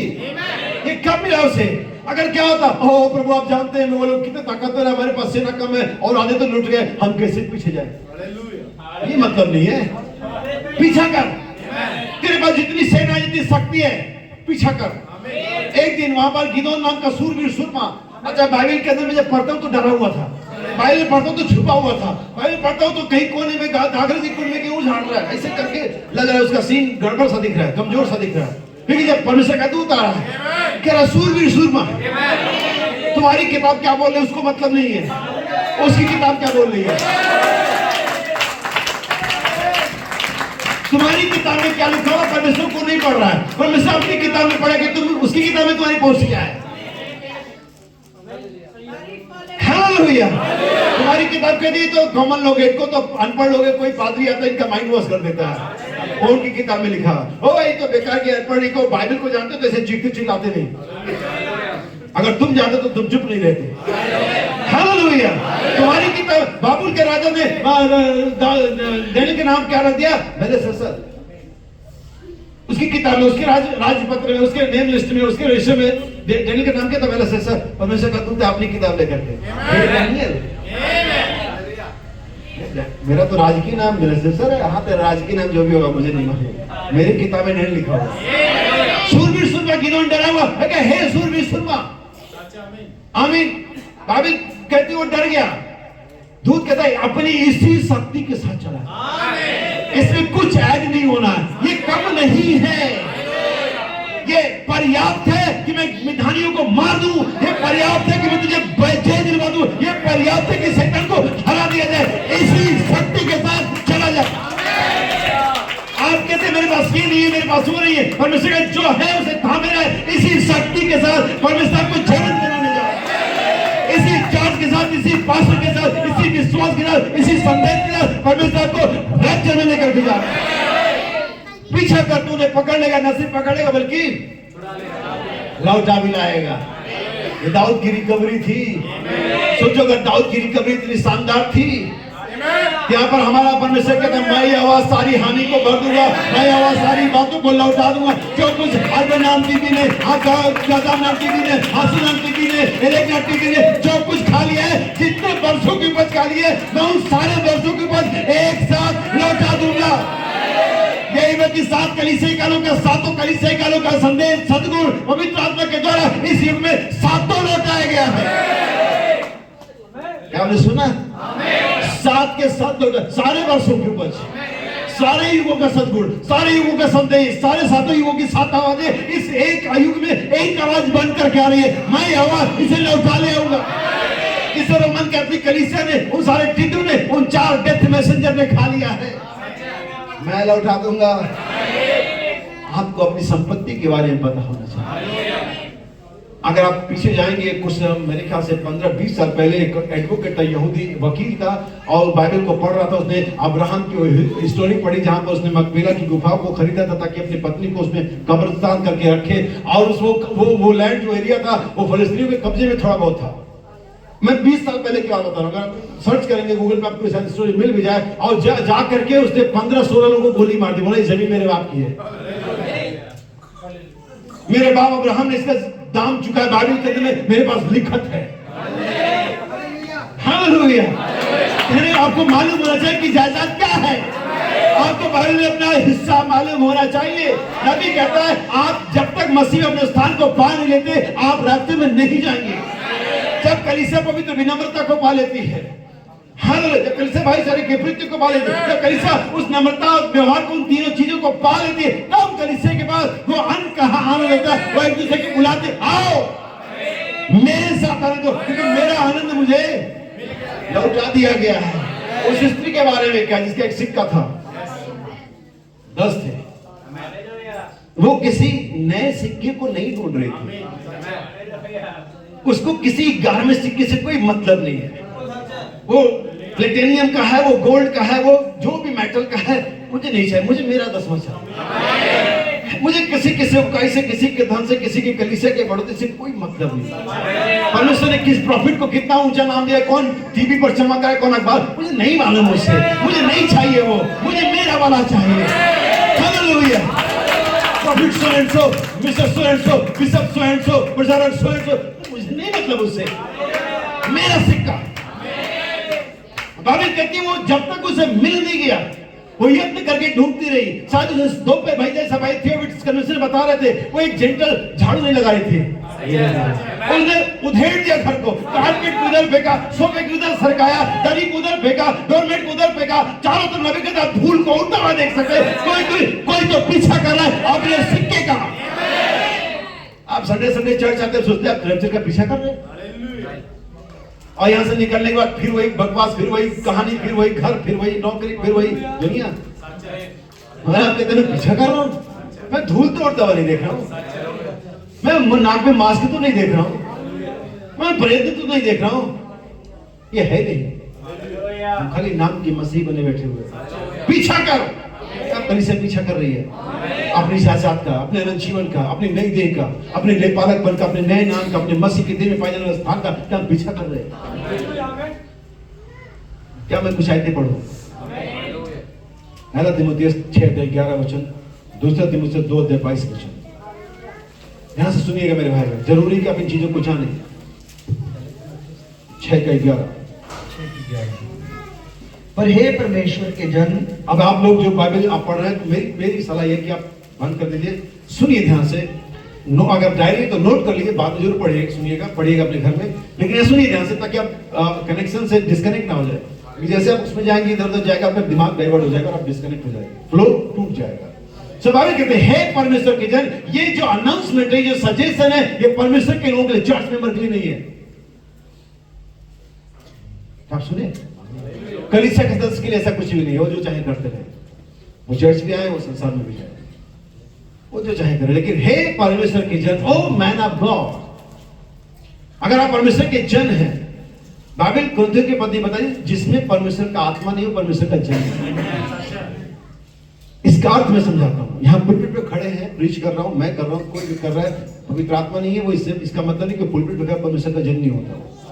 आप चर्च में बैठे हो, इसका मतलब ये नहीं है कि परमेश्वर के जन। आप प्रचार करें, इसका मतलब ये नहीं कि परमेश्वर के जन है। आप उपवास करें, आप दसवां दें, आप गीत गा रहे हैं, इसका कोई मतलब नहीं कि आपके अंदर में आत्मा होनी चाहिए। बिना उस आत्मा के आप किसी भी चर्च के सदस्य हो सकते हैं, तो दुनिया की सबसे महान कलीसिया हो, उसके बीच में मुर्दे जीवित किए जाते हैं, फिर भी आप नहीं है। परमेश्वर एक व्यक्ति को अपना प्रोडक्ट बनाने के लिए, अपना बनाने के लिए, ये कहने के लिए मेरा अपना आत्मा डालता है। आप किसी कलीसिया न करके परमेश्वर के जन नहीं होते हैं, आप जल में डूब करके परमेश्वर के जन नहीं होते हैं, आप आदमी वाला चोगा पहन करके परमेश्वर के जन नहीं होते हैं, आप बाइबल को हाथ में लेकर के परमेश्वर के जन नहीं होते। आप होते हैं जब आपके अंदर आत्मा होता है। सही सारे दिमाग से ख्वाब को हटा देना कि मैं चर्च आता हूं, मैं प्रचार करता हूं, मैं गीत गाता हूं, मैं परमेश्वर का जन हूं। पूछना अपने आप से, क्या आप पवित्र आत्मा? पवित्र आत्मा आपको परमेश्वर का प्रोडक्ट बनाता है। परमेश्वर ये आत्मा बताता है ये मेरा है। और जब एक बार आप उसके हो जाते हैं, बाइबल कहते हो एक व्यक्ति के लिए जो उसका है, जो उसका अनॉइंटेड है, जो उसके अंदर उसका आत्मा फ्लो कर रहा है, वो राष्ट्रों को धमकी देता है, राजाओं को धमकाता है कि मेरे कलीसिया को छूना, ऐसे नहीं, मेरे एक व्यक्ति को मत छूना, मेरे अभिषिक्त को मत छूना। एक व्यक्ति के राष्ट्रों को धमका देता है वो। आपको आपकी वैल्यू नहीं पता है, परमेश्वर को आपकी वैल्यू पता है। सुनिए, ओ मैन ऑफ गॉड, हे परमेश्वर के जन, तो इन बातों से भाग, यानी कि किसी चीज से मैं भागना है, लेकिन मुसीबत यह है कि जिन चीजों से मैं भागना है हम उनका पीछा कर रहे हैं। ये मत सोचना क्या खाएंगे, ये मत सोचना क्या पहनेंगे, तुम उन अन्यजातियों की तरह दुनिया की चीजें मत मांगना, क्योंकि वो उनकी खोज में रहते हैं, लेकिन तुम्हारा पिता जानता है कि तुम्हें क्या चाहिए। हालेलुया। लेकिन हम जिन चीजों से भागना चाहिए, हम उन चीजों के पीछे जाते हैं, और जिन चीजों के पीछे जाना चाहिए हम उससे भागते हैं। हमने तो गाड़ी के आगे घोड़ा लगा रखा, घोड़े के आगे गाड़ी लगा रखी है, हमने घोड़े के आगे गाड़ी लगा रखी। कैसे होगा ये? जहां बाइबल कहती है परखो, वहां नहीं पर रखते हैं। बाइबल कहती है ऐसा करके परखो, सारे दान दसवां मेरे भंडार में लाके मुझे परखो, वहां कोई नहीं परखता, और जहां नहीं परखने का वहां पर रखता है। मुसीबत यह है कि हम हमेशा उल्टा काम करते हैं। मनुष्य की बुद्धि जो है, इसे तो कहता तुम्हारी सोच में मेरी सोच में फर्क है, इन्हें मुझे परमेश्वर के तरीके से सोचना होगा। आमीन। हे परमेश्वर के जन, तू इन बातों से, क्योंकि एक ही समय में आप दो चीजों का पीछा नहीं कर सकते। आप ठीक है इस समय में राइट और लेफ्ट दो तरफ नहीं जा सकते, आप ठीक एक समय में आगे और पीछे नहीं जा सकते, आप किसी एक तरफ जाना है। आज इस लाइफ में जो आप जी रहे हैं, आप किस चीज का पीछा कर रहे हैं? धन का, संपत्ति का, फेमस होने का, और बहुत सारा एजुकेशन लेने का, बहुत ज्यादा प्रसिद्ध हो जाने का, या परमेश्वर के अर्जन होने का? हे परमेश्वर, तो इन बातों से भाग। तो अगर भाग रहे तो किसी का पीछा भी करेंगे। और धर्म, भक्ति, विश्वास, प्रेम, धीरज और नम्रता का पीछा कर। दाऊद से का पीछा कर, तो वहां जो उसका लूटा था उसका पीछा करना था उसको। लेकिन यहाँ पर पौलुस अपने तीमुथियुस अपने चेलों को समझा रहा है कि इसका पीछा करना है। धर्म का, भक्ति का, मेल का, नम्रता का, प्रेम का पीछा करना है। बाइबल रोमियो की 14 अध्याय से पहला वचन, प्रेम का अनुकरण करो। हम नफरत का कर रहे हैं। अगर वो मुझसे बात नहीं करता, मैं उससे बात नहीं करता। अगर वो हमारे यहाँ नहीं है तो मैं उसके नहीं जाता। बहुत सारी ऐसी चीजें समाज में, कलीसियाओं के अंदर में लोग कलीसियाओं में यहाँ तक देखते कि मिनिस्टर लोग, पास्टर लोग किसी भाई और बहन को जो देखते हैं वो गलत है, वो मुंह मोड़ लेते हैं, उसको जय मसीह तक नहीं करते हैं। ऐसा लगता है कि न्याय की पूरी चाबी इनको दे दी गई है। आप मुझे बाइबल में एक जगह भी मुझे बताओ कि यीशु मसीह ने कभी किसी चोर को, किसी व्यभिचारी को, किसी ऐसे व्यक्ति को जो ऐसा कमजोर था, दुर्बल था, उससे मुंह मोड़ा, बल्कि यीशु ने उनसे प्रेम किया। आपको जानकारी बताओ, यीशु मसीह पर 3 दोस्त थे मुख्य रूप से। तीसरा बताता हूं, 2 आप ढूंढ लेना। पापियों का मित्र, हम क्या है? अरे पापियों से नहीं, उसका जय मसीह मत देना। अच्छा, तुम यीशु मसीह को प्रेजेंट कर रहे हो। यीशु तुम्हारे जैसा था। एक बात आपको बता दो, चर्च जितने भी लोग हैं, स्पेशली मिनिस्टर्स, यीशु मसीह उतना ही महान है जितना आप पेश करते हो। आप कितना पेश कर पाते हो? अगर ये फोन एक साधारण व्यक्ति बेचेगा, एक शॉपकीपर बेचेगा और बताएगा इस फोन में इतनी स्टोरेज है, इतनी रैम है और इतना मेगापिक्सल कैमरा वगैरह वगैरह, लेकिन इसी फोन को जब कंपनी का एग्जीक्यूटिव सेल करेगा वो कुछ और बता देगा। नहीं, क्या वो नहीं बताएगा? क्योंकि वो उससे बेहतर जानता है। लेकिन बता इसी के बारे में रहा है, जस्ट यही पीस है, यही एक इंस्ट्रूमेंट, इसके बारे में शॉपकीपर ने बताया। लेकिन उसने जितना बताया ये उतना ही नहीं था, ये उससे कहीं ज्यादा था।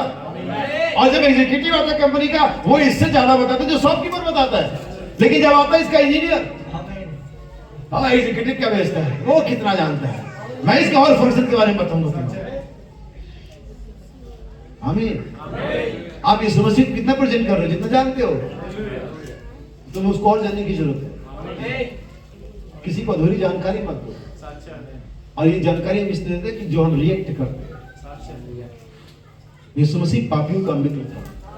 बाइबल कहते हैं किसी की अविश्वास पर शंका मत करो, बल्कि उसको अपनी संगति में, ताकि जो कमजोरियां उसमें है वो हट जाए, ताकि तुम्हारी आत्मा का अभिषेक उस पर आ जाए। तुम भी तो सही है ना, तुम तो यकीन करते हो, तुम तो कॉन्फिडेंट हो तुम्हारा वाला सही है, उसको अपने पास ले आओ, उसको अपनी संगति में रखो, उसको चर्च लेकर के जाओ, उससे प्रभु के, उसको ये दिलाओ ऐसा कि वो गलती से फिर सकता है, परमेश्वर अनुग्रहकारी उसे माफ कर दे।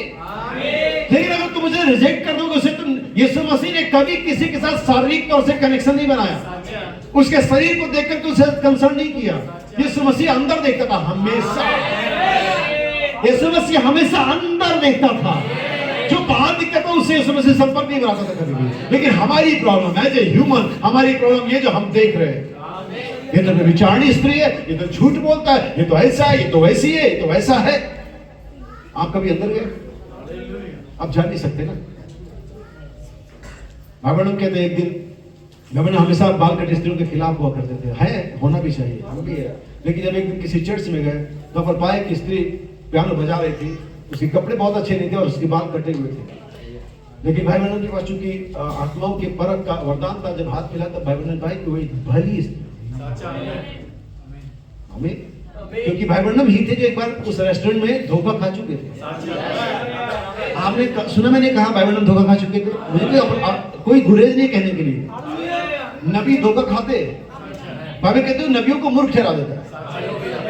नहीं, वो ऐसा कर देता है, वो ऐसा कर सकता है, वो परमेश्वर जो चाहे कर सकता है, वो अपनी मर्जी का मालिक है। सो भाई बहन पहले रेस्टोरेंट धोखा खा चुके थे, इस बार धोखा नहीं खाना। पहले हाथ मिलाया, देखा, पाया एक स्त्री अच्छी आत्मा की थी, भाई बहन ने उसको संदेश दिया, काम नहीं किया। लेकिन हम देखें, अच्छा पौलुस के बारे में कितने लोग बिलीव करते थे कि कन्वर्ट हो सकता था? साउल कभी कन्वर्ट होगा, उनको कभी सपने भी नहीं आया, कोई सब दर्शन भी नहीं मिला होगा चेलों को, लेकिन साउल कन्वर्ट हो गया। वो सामरी स्त्री कन्वर्ट होगी क्योंकि चेलों को कभी यकीन नहीं। जब भी वो मरियम मगदलीनी वहां पार्टी में होगी तो अगर चेले भी कहीं छुप छुपा के इधर उधर तो दाएं बाएं से काम खराब हो गया, ये भी आ गया। तो ये हमारी सोच है, लेकिन हमें चाहिए कि हम परमेश्वर के जैसा मसीह व्यवहार करता है वैसे लोग सब व्यवहार करें। आप पाएंगे कि आपका प्रेम, अच्छा कितने लोगों ने कभी पढ़ा कि सबसे ग्रेटेस्ट जो वेपन है वो लव है। सबसे मजबूत हथियार क्या है? इस्तेमाल क्यों नहीं करते? मेरा सवाल सिर्फ इतना है, मालूम है तुम्हें भी, मालूम है मुझे भी, इस्तेमाल क्यों नहीं करते?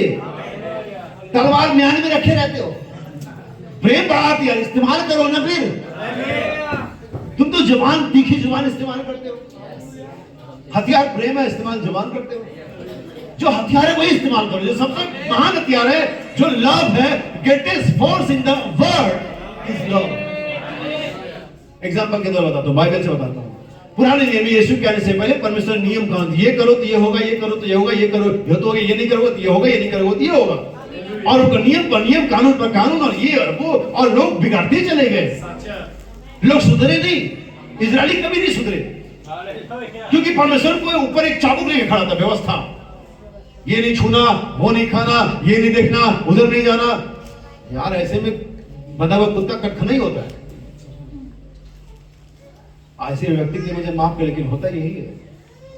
परमेश्वर ने देखा यार मामला बन नहीं रहा, मैं जितना इनको सुधारना चाह रही बिगड़ते चले जा रहा। परमेश्वर ने होल कॉन्सेप्ट को चेंज कर नहीं, अब और नहीं, अब मैं इनको और व्यवस्था लाई ना दूंगा। परमेश्वर प्रेम के नीचे उतर, परमेश्वर का प्रेम यीशु की शक्ल में जाहिर हुआ। यीशु कुछ और नहीं, परमेश्वर के महान प्रेम का प्रकटीकरण है। He is a token, he is the love of God। यीशु परमेश्वर के प्रेम का एक चिन्ह है, एक प्रतीक है कि यीशु परमेश्वर यीशु रूप के प्रेम में नीचे उतरा, उसने प्रेम किया जगह से। जो यहूदी 80 लाख आज भी, उन दिनों में और कम रहे होंगे। अब यीशु मसीह के प्रेम के द्वारा 3.5 अरब है। भले नाम के हैं, भले नाम के क्रिश्चियन तो है, कहलाते तो यीशु के, लेकिन उस प्रेम के द्वारा इतने कन्वर्ट हो गए। व्यवस्था के द्वारा 80 लाख ही रहे। Love is the greatest force, greatest weapon. हे परमेश्वर के जन, तू इन बातों से भाग, धर्म, भक्ति, मेल, प्रेम इत्यादि का क्या कर, पीछा करने के लिए तैयार है। 2-4 और आयतें पढ़ूंगा। सेकंड तिमोथी चैप्टर 2 वर्स 22, सारे दो ही है ये। जवानी की अभिलाषा से भाग, जवानी की अभिलाषा से भाग। हाँ, लेकिन जवान इसी के पीछे पड़े हुए, डोले सोले बनने चाहिए। और कर्स, यहाँ तक ये टी शर्ट पहनो, कर्स दिखने चाहिए। मैं टी शर्ट पहने के उसमें नहीं, लेकिन आपका मकसद ये है। आमीन।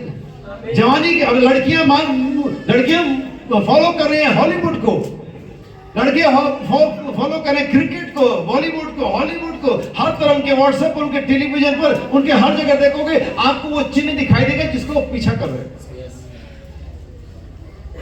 हे जवानी के अंदर पाए जाने वाले लोगों, बाइबल कहती है अपने सृजनहार को पहचानो कि तुमने, परमेश्वर ने तुम्हें किस मकसद के लिए जवानी दी। बाइबल के पास एक व्यक्ति आया, एक लड़का आया। बाइबल शायद उस समय 40 या 45 साल के रहे होंगे, 50 के आसपास रहे होंगे। बाइबल से कहते हैं आप जैसी उम्र में ये बातें प्रचार करना अच्छा है।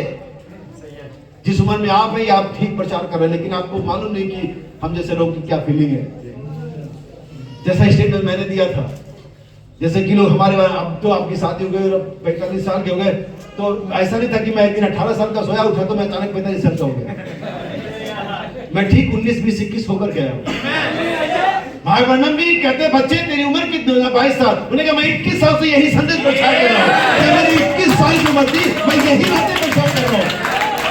हालेलुया। आप परमेश्वर का अनुग्रह, धन्यवाद हो कि मैं भी लगभग 22 साल की उम्र से यही प्रचार कर रहा हूँ। हालेलुया। सो जवानी के अभिलाषाओं से भाग, लेकिन पीछे इसी का कर रहे लड़के लड़कियां, पीछे किसका कर रहे हैं? और शुद्ध मन से नाम लेते हैं, उनके साथ धर्म और विश्वास और प्रेम और मेल मिलाप का पीछा कर प्रेम का पीछा कर, मेल मिलाप ढूंढो, डिस्प्यूट मत ढूंढो। कैसे मेल मिलाप ही ढूंढो। परमेश्वर यीशु मसीह उनको नहीं देख रहा था जो ठीक थे, परमेश्वर उनको देख रहा जो खराब थे। परमेश्वर भरे हुए पात्रों को नहीं ढूंढ रहा था, परमेश्वर खाली पात्रों को ढूंढ रहा था ताकि उन्हें भर सके। आमीन। नबी बाइबल कहती है, मैं एक और आयत आपके लिए पढ़ूंगा यहाँ पर, और आपको मिलेगा 2 कुरिन्थियों 5 अध्याय पहले वचन से आप पढ़ें। ध्यान देना, नबी ने एक एग्जाम्पल दिया। भाई ब्रैनम कहते हैं, अदन की वाटिका में हवा को जो वस्त्र पहनाया गया था वो वास्तव में दुनियावी वस्त्र नहीं था, लिटरल नहीं था, वो स्पिरिचुअल था। उसको विश्वास का, संयम का और इस तरह की पवित्रता का वस्त्र पहनाया गया था। उसको कुछ निश्चित सद्गुण दिए गए थे। लेकिन भाई ब्रैनम कहते हैं कि हवा तब तक उतारती चलेगी जब तक कि पूरी नंगी नहीं हुई। आमीन। बाइबल कहती है हमें पहले आत्मा में बनाया गया, फिर अब देह में आए। लेकिन ठीक अदन की वाटिका में ये 2 कॉन्सेप्ट है, इस अंतिम दिनों में ये रिवर्स हो जाते हैं। आमीन। मेरी बात को समझना, अदन की वाटिका में दोनों कॉन्सेप्ट अंतिम दिनों में रिवर्स हो जाते हैं। यानी कि हम आत्मा से देह में आए थे, लेकिन अभी हमें देह से आत्मा में जाना है।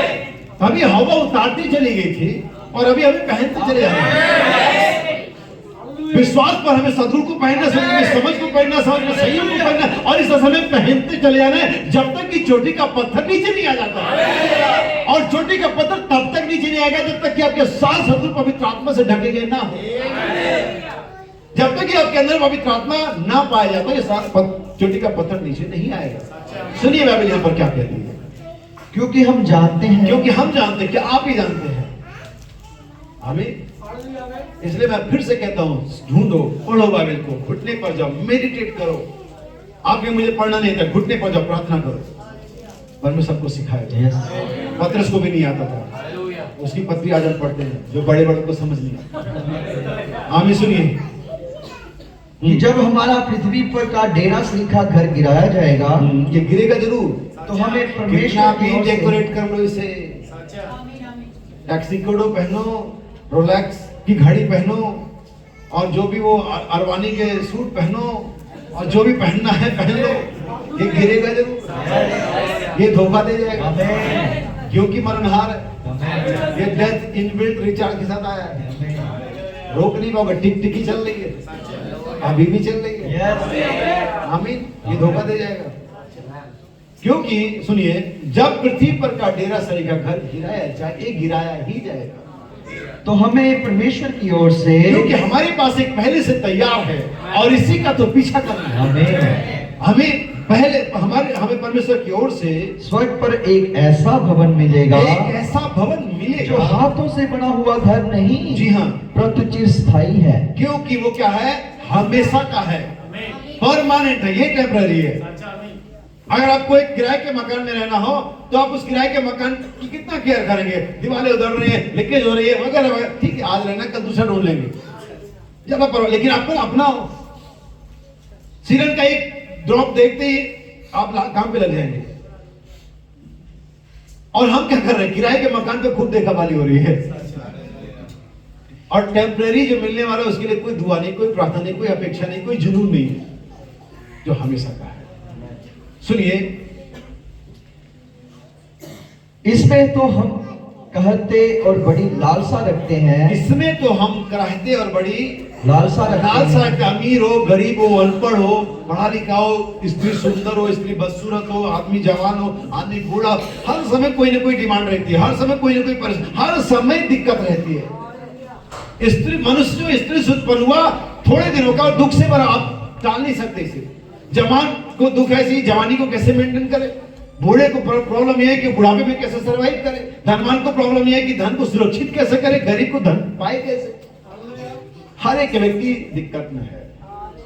अगर कोई व्यक्ति दिक्कत में नहीं है तो जो यीशु मसीह पर विश्वास, आमीन, जिसने अपने आप को परमेश्वर के अंदर में लंगर डाल दिया है, वो बस दिक्कत में नहीं है। सुनिए, कि अपने स्वर्गीय घर को पहन ले। इस घर को पहन ले, हाँ जी, कि इसके पहनने से हम नंगे ना पाए जाएं, कि इसके हम पहनने से नंगे ना पाए जाए, यानी कि जब तक कि वो स्वर्गीय घर इस घर को ढकता नहीं है, वो स्वर्गीय वातावरण, वो स्वर्गीय सद्गुण, वो स्वर्गीय डिवाइन नेचर जब तक हमारे जीवन में नहीं आता है, हम परमेश्वर के सामने वैसे ही जैसे आदम हवा थे। उनको लगा वो लपेट लेंगे पत्नी तो करके वो परमेश्वर के सामने बच जाएंगे। ये अखबार में हमारे पास अल्ट्रासाउंड, सीटी स्कैन, एमआरआई है, वो आपकी हड्डियों को चिरते हुए ऑर्गन तक पहुंचा, और ये विज्ञान ने बनाया है, जो आपके मांस को चीर करके नीचे तक पहुंच जाते हैं। और हम कहते हैं परमेश्वर में नहीं देखता है, तक पूर्ण बातें करते हैं। कौन देखता है हमें? आदम हवा को लगा अंजीर के पत्तों से परमेश्वर देख रहे, अरे तुम्हारा अल्ट्रासाउंड एमआरआई हड्डियों को चीर के अंदर पहुंच जाता है, मांस को चीर करके अंदर पहुंच जाता है, और परमेश्वर देखता नहीं है। विज्ञान इतना देख लेता है, अब तो शायद चश्मे भी ला रहे हैं जिसमें स्कैन कर सकते हैं। हम इस सबको यकीन मानते हैं, इनका बिलीव करते हैं, इनका इस्तेमाल करते हैं, स्कैनर का इस्तेमाल कर रहे हैं हम, और परमेश्वर के बारे में यकीन ही नहीं है। कितनी मूर्खतापूर्ण कहानी चली हमारे जीवन में। डरो परमेश्वर से, वो सब देखता है। जो तुम 7 दरवाजे के अंदर करते हो वो भी देखता है। इससे पहले कि तुम्हारे हृदय में विचार उठे तुम सोचो, वो तुम्हारे सोचने से पहले जानता तुम क्या सोचोगे। आप कहेंगे मजाक कर रहा हूं मैं, साम नंबर 139 पढ़ लेना, वो तुम मेरे हृदय के विचारों को उठने से पहले जान। हमें बाइबल कहती है इसमें तो हम रहते और बोझ से दबे रहते हैं, और हम इस डेरे में रहते हुए बोझ से दबे कहते रहते हैं, क्योंकि हम उतारना नहीं, क्योंकि हम उतार नहीं। पौलुस है नया नियम में यीशु मसीह के लहू बहा देने के बाद की बात है, क्योंकि हम उतारना नहीं से हवा उतारती चली गई, वरन और पहनना चाहते हैं, ताकि वे जो मरणहार है, ताकि वो जो ये मरणहार जीवन में डूब जाए, जीवन में डूब जाए, जो कि परमेश्वर का वचन है। हम उतारना नहीं चाहते हैं, लेकिन हम इस पर हम बपतिस्मा पर बपतिस्मा चाहते हैं, हम आत्मा पर आत्मा चाहते हैं, हम सद्गुण पर विश्वास चाहते हैं, विश्वास पर समझ चाहते हैं, समझ में भक्ति चाहते हैं। हम इस पर इसके एक के ऊपर एक, एक के ऊपर एक, एक के ऊपर एक, top and top and top, जब तक ये टॉप नहीं आ जाता।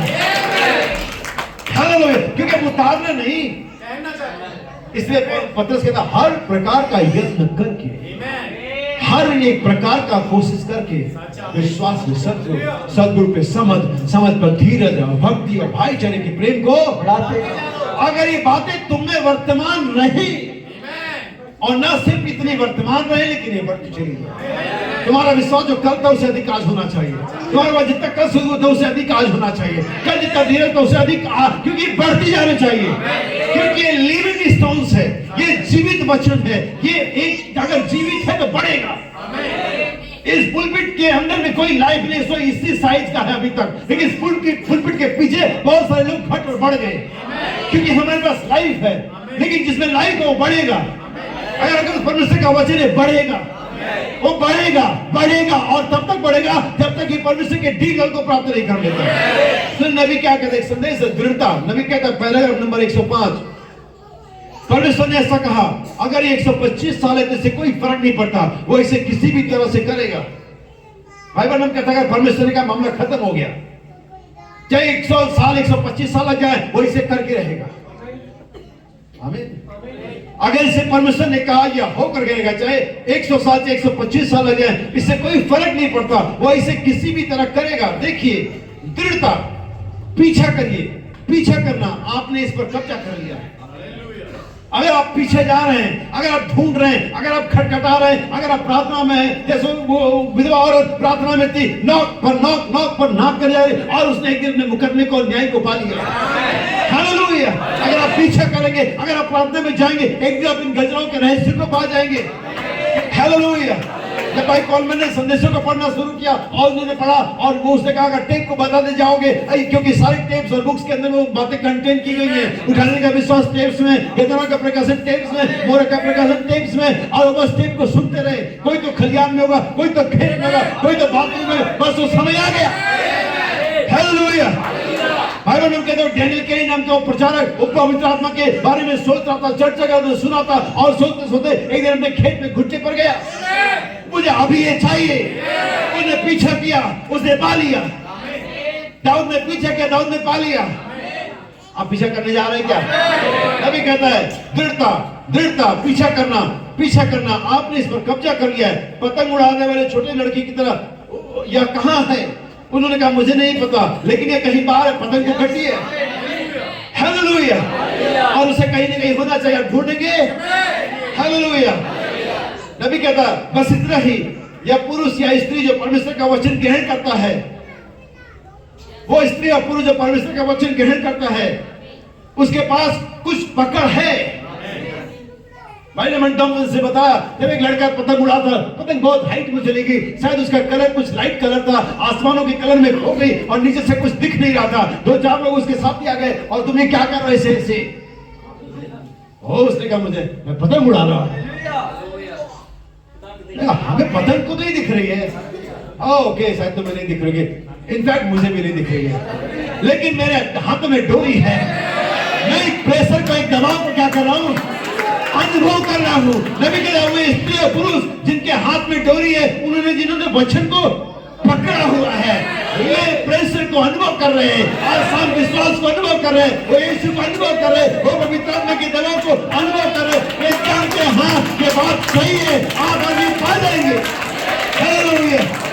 नबी कहता है इसलिए पुरुष जिन्होंने परमेश्वर का वचन पकड़ रखा, उनके पास कुछ पकड़ है। नबी कहता आपका लंगर पर्दे के अंदर है। हालेलुया।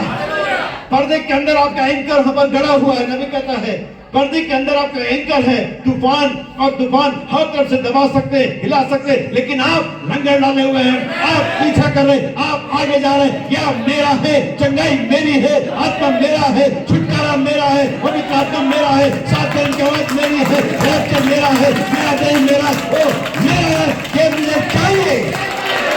आइए पीछा करें। भगवान को आशीष दे।